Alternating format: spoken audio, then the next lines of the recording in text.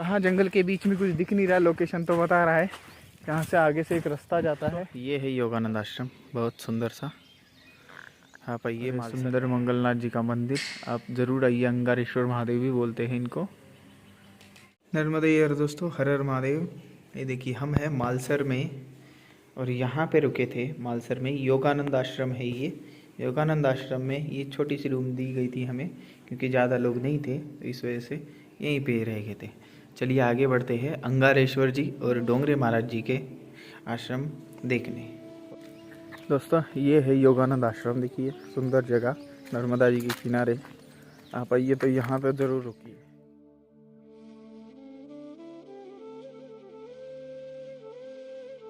ये पंचमुखी हनुमान मंदिर है दोस्तों, पुराना हनुमान मंदिर है।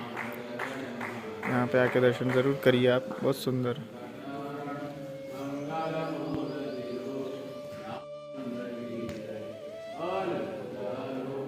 मालसर का है पंचमुखी हनुमान, बहुत फेमस है वैसे।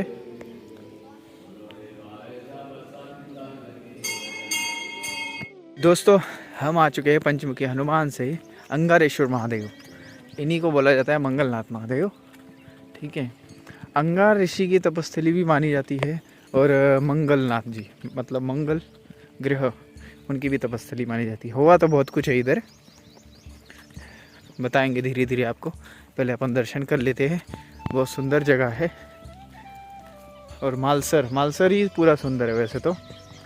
और क्या है, वैसे का वैसा रखा गया है तब सुंदर लगता है, लेकिन अगर डेवलपमेंट इसके नाम पे अगर तोड़ताड़ की जाए ना तो अच्छा नहीं लगता। लेकिन मालसर के लोगों ने सही में ऐसा कुछ किया नहीं है, इसलिए बहुत सुंदर है। दोस्तों हम हैं मालसर में अंगारेश्वर मंदिर मंगलनाथ। देखिए दोस्तों अंगारेश्वर मंदिर, इनको अंगारेश्वर क्यों बोला जाता है ये भी बता दूँ। ये मंगलनाथ जी की तपस्या स्थली है और ये मंगल ग्रह ने तपस्या की थी यहाँ पे।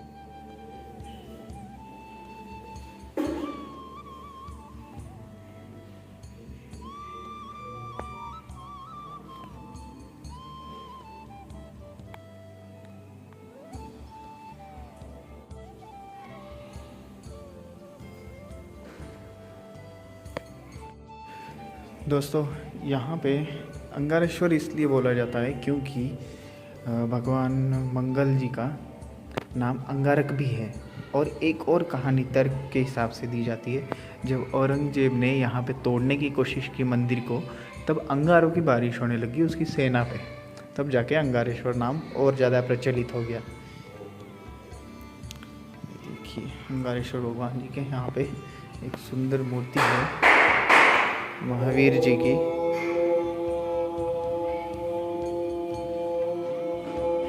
और यहाँ पे खड़े गणपति है,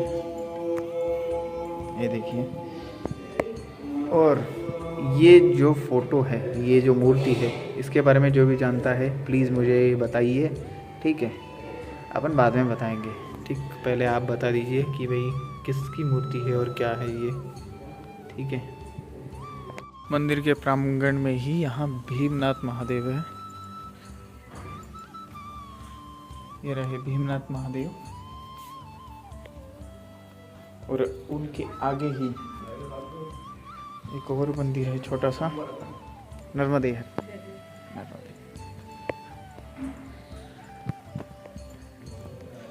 यहाँ पे है मार्कंडेश्वर महादेव, देखिए आप दर्शन कर लीजिए। ये है मार्कंडेश्वर महादेव।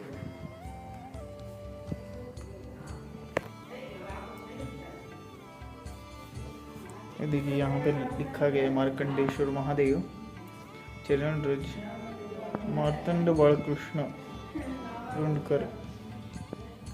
उन्होंने मार्कंड बालकृष्ण ने यहाँ पे स्थापना की, तब जाके मार्कंडेश्वर महादेव है। राजाओं ने बनवाया, गायकवाड़ राजा जब राज्य था मराठाओं का, तब। मंदिर के सामने ही एक शिवलिंग और सुंदर से नंदी जी।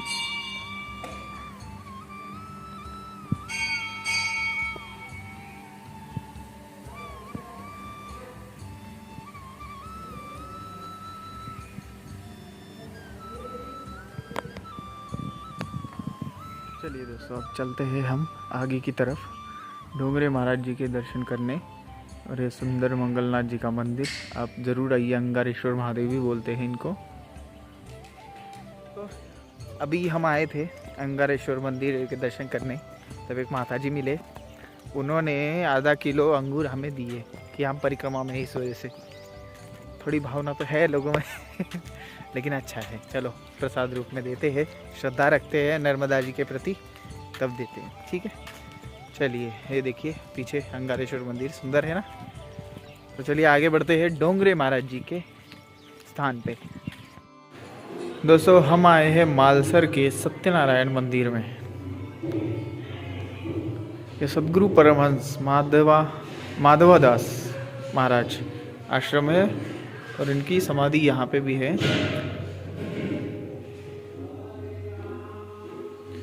देखिए एक पुरानी मूर्ति है मैया जी की, ये देखिए यहाँ पे, और सत्यनारायण जी ये देखिए, देखिए दोस्तों सत्यनारायण जी ये देखिए।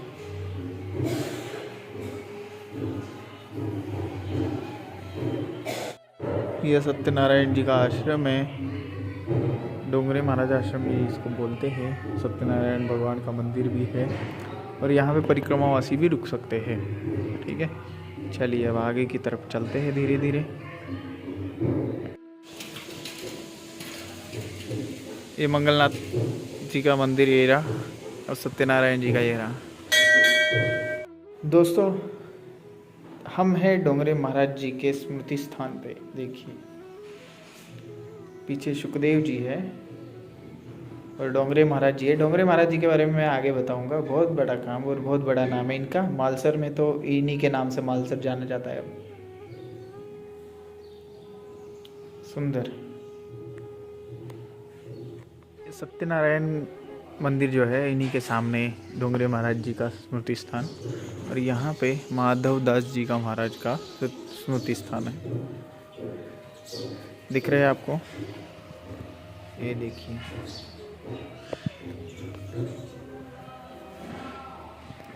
चलिए बहुत सुंदर है मालसर, और आगे बढ़ते हैं अब मालसर से।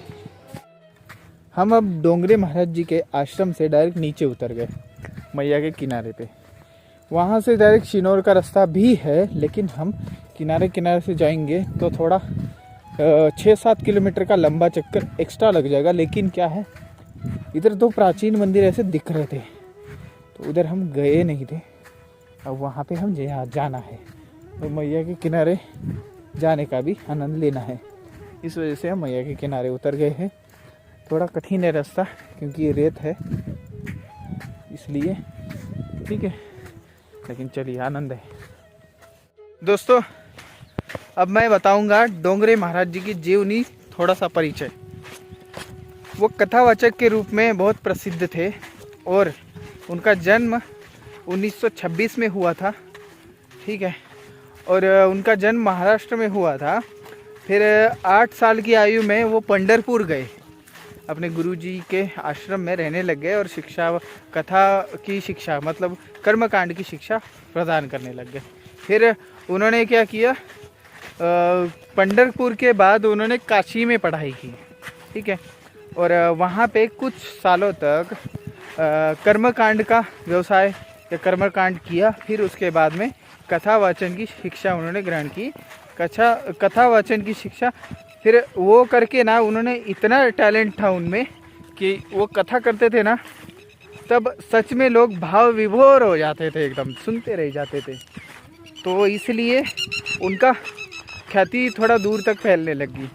उन्होंने कथाएं की बहुत सारी, काशी में भी की, फिर उसके बाद महाराष्ट्र में की, फिर उसके बाद सौराष्ट्र आए। वो सौराष्ट्र में बहुत ज़्यादा उनको ख्याति मिली। फिर मालसर आके उनकी इच्छा थी कि नर्मदा जी में ही मेरा जो देह है उसको जल समाधि दी जाए, तो मालसर में उनको जल समाधि दी गई थी, ठीक है। और वक्ता बहुत अच्छे थे वो, इसी वजह से वो कथावाचक बने। वक्ता भी थे, कथावाचक। अब ये बोल सकते हैं आप, कथावाचक का जो करियर है ना, उन लोगों की शुरुआत उन्हीं से हुई।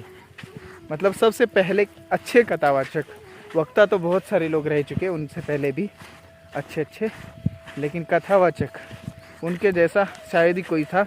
और उनकी जहाँ जहाँ कथा हुई ना वो सारी जगह फेमस है वैसे।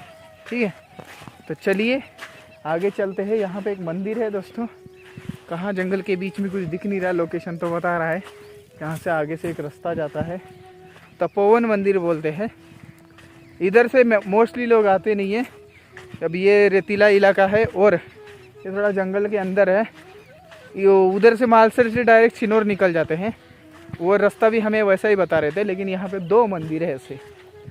चलिए प्राचीन मंदिर दर्शन करके ही चलते हैं। मैं पहले रास्ता देख लेता हूँ फिर बात करता हूँ। कुछ देर बाद हमें थोड़ा सा ऊपर जाने का ये रास्ता मिलता है। उसके बाद इस लेफ्ट साइड में जाना है। ये मंदिर इधर ही दिखाई दे रहा है, तपोवन मंदिर बोलते हैं। जाके देखते हैं। देखिए दोस्तों, ये है तपोवन आश्रम लिखा हुआ है। यहीं से अंदर की तरफ जाना है। वो मंदिर इधर ही है। दोस्तों हमने ये जगह ढूंढ ही ली है, बहुत प्राचीन जगह। और देखिए कितना सुंदर है, सब एकांत में है। चलिए अपन अंदर चलते हैं फिर आपको दिखाते हैं। दोस्तों मैं बोल रहा था ना, नर्मदा जी का किनारा मतलब एकदम रहस्यमय जगह है। ठीक है, ये देखिए ये मंदिर एक्सप्लोर किया नहीं गया था और ये प्राइवेट प्रॉपर्टी है। लेकिन महादेव जी का मंदिर है ये, और शिवलिंग माना जाता है कि 3000 साल पुराना है।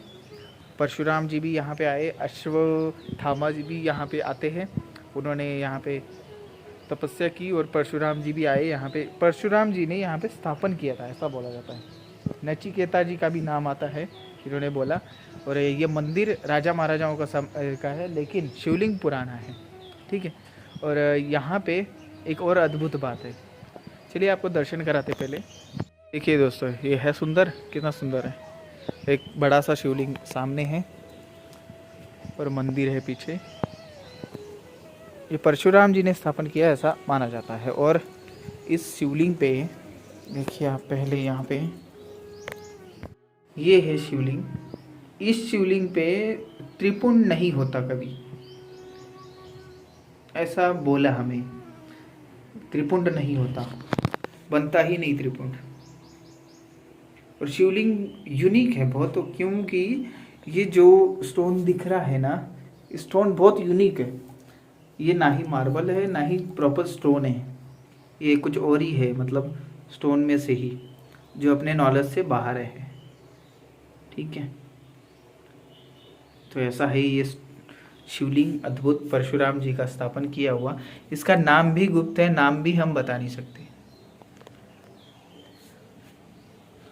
इसके सामने ही एक नया शिवलिंग बनाया गया है, बहुत सुंदर बड़ा सा। और ये है तपोवन आश्रम वैसे, और नर्मदा जी के किनारे है, मालसर के बाद है।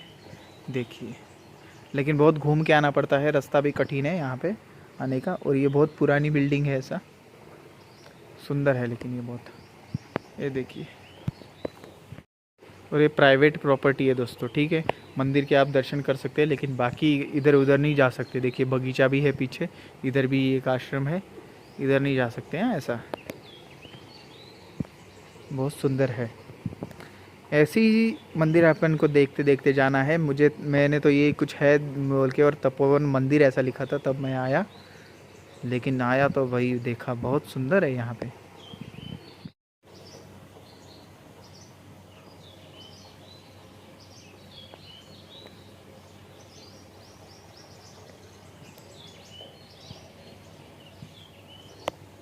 देखिए इस मंदिर के इधर ना, इधर भी बगीचा है, इधर भी बहुत सारे यज्ञ कुंड, हवन कुंड भी है, उधर महाराज की समाधि है, ऐसा है। सुंदर है एरिया बहुत।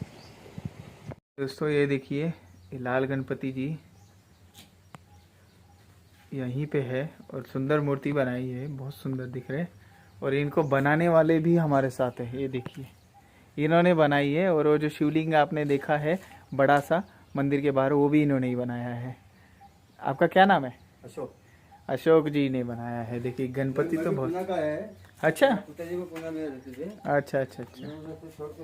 देखिए सुंदर, ये बहुत सुंदर लगे मुझे।